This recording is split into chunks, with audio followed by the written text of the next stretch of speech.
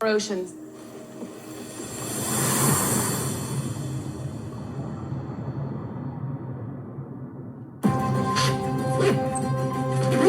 I'm beginning my mission with a group of animals that scientists believe are the key indicators for the health of our oceans. Seabirds. Seabirds spend much of their life around plastic. They fly across the world, living on both the open ocean and the shorelines. They hunt on the surface of the sea where some plastic floats, and beneath the waves where smaller fragments are suspended in the water. And many eat almost anything they can find, including plastic.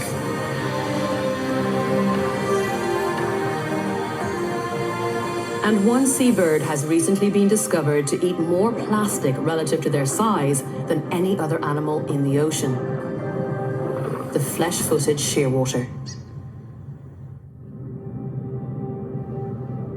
400 miles off the coast of Australia, in the Tasman Sea, is Lord Howe Island.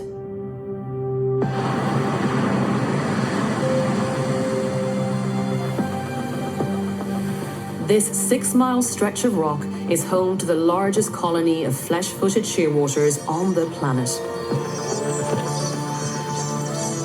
40,000 of them migrate here every autumn to the safety of the island's pristine rainforests, where they lay their eggs in burrows.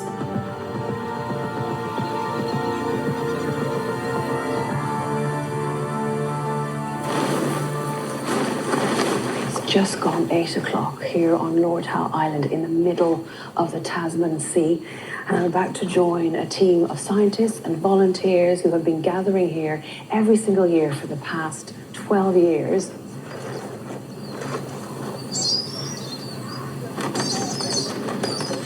Hello. Oh, look at you.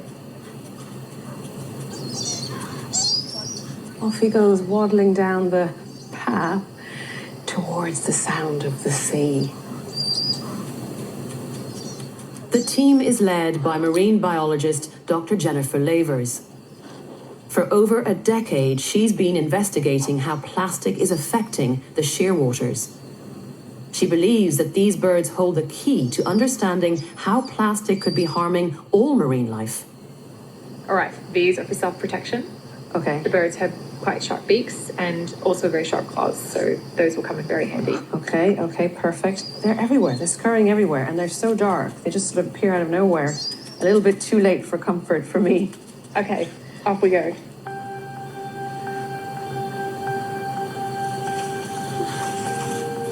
Tonight, for the first time in their young lives, the shearwater chicks emerge from their burrows. From the moment they were born, they should have been fed a nutritious diet of fish and squid. But when their parents go hunting, they often mistake plastic for food. We hand over the chicks to Lord Howe Islander Ian Hutton and Dr. Alex Bond, who carry out a delicate procedure. Okay, so what exactly are you doing now?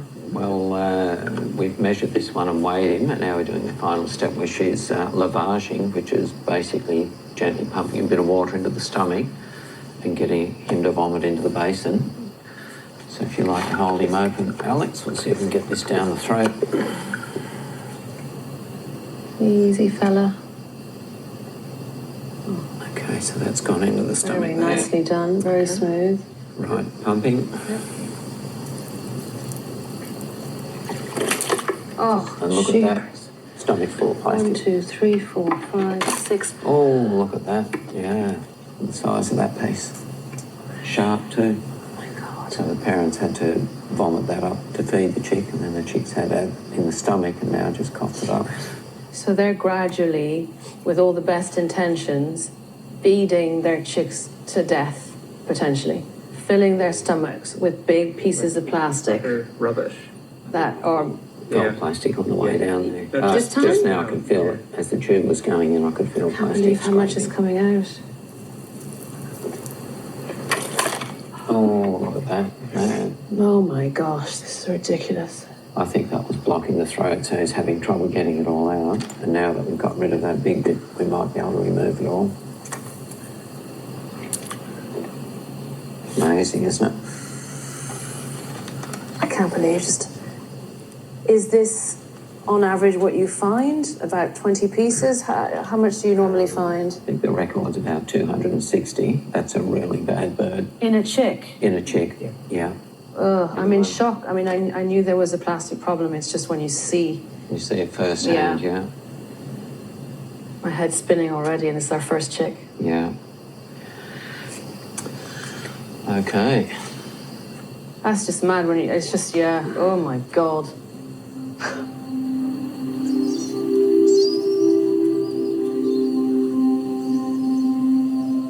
It's really, really hard to watch this poor little thing regurgitating plastic after plastic after plastic. And that wasn't even a bad one. That was 19 pieces of plastic. So yeah, I feel angry and emotional and full of feelings I didn't quite expect would be so strong right now. Yeah, that's about it, really.